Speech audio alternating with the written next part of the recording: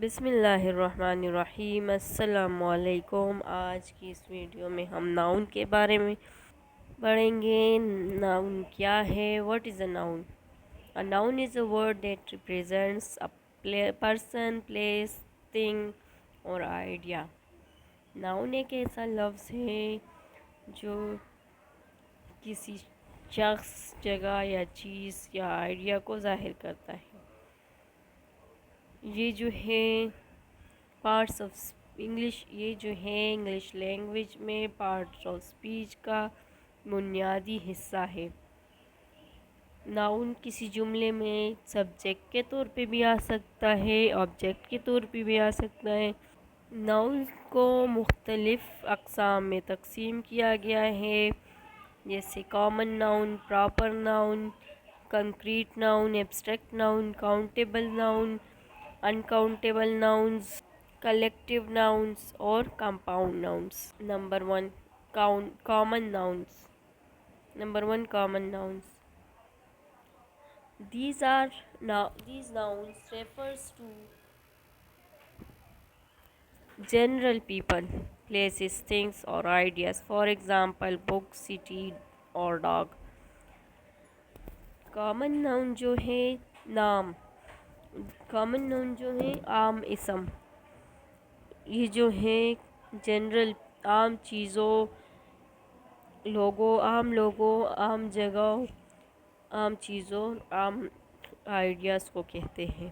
For example اس کی مثال ہے بک، سٹی، ڈاگ۔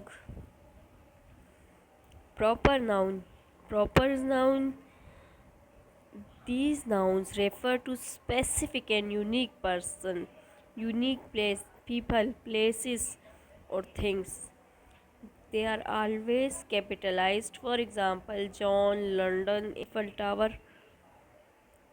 یہ جو ہے خاص یا یونیک لوگوں، جگہوں یا چیزوں کا نام ہو سکتا ہے، جیسے کہ، اور اس کو ہمیشہ کیپٹل لیٹر سے شروع کرتے ہیں، جیسے جان ہو گیا، لینڈر ہو گیا، ایفل ٹاور ہو گیا۔ Concrete nouns.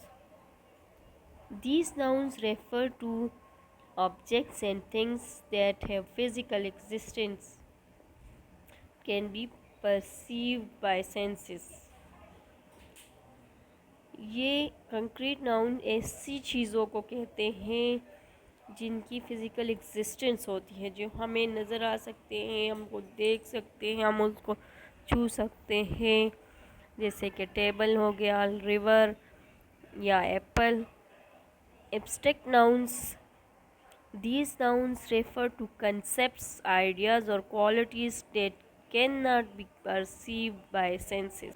ایبسٹریکٹ ناؤن جو ہے کنسیپٹس کو، آئیڈیاز کو یا کسی خصوصیات وغیرہ کو کہتے ہیں جن کو ہم دیکھ نہیں سکتے، جیسے کہ لو ہو گیا، ہیپینس یا فریڈم ہو گیا۔ Countable nouns. These nouns can be counted and have singular and plural forms. ان کو ہم کاؤنٹ کر سکتے ہیں، اس کے سنگولر اور پلورل فارمز ہو سکتی ہیں، جیسے کہ بک ہو گیا singular and books plural. Uncountable nouns.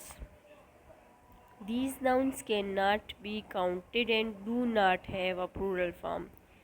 In nouns کو ہم کاؤنٹ نہیں کر سکتے اور ان کی پلورل فارمز نہیں ہوتی، جیسے کہ واٹر ہو گیا، ایڈوائس ہو گیا، فرنیچر ہو گیا۔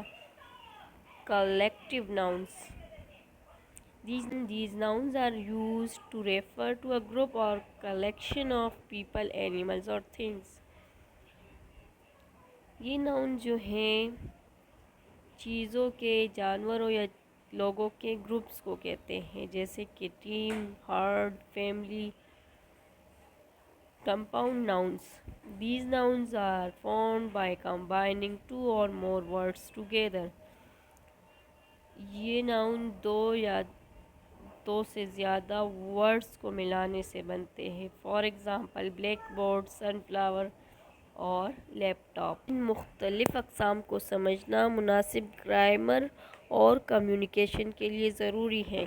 ناؤن کو مؤثر طریقے سے استعمال کرنے سے ہم اپنے ارد گرد کی دنیا کو درست طریقے سے بیان اور درجہ بندی کر سکتے ہیں.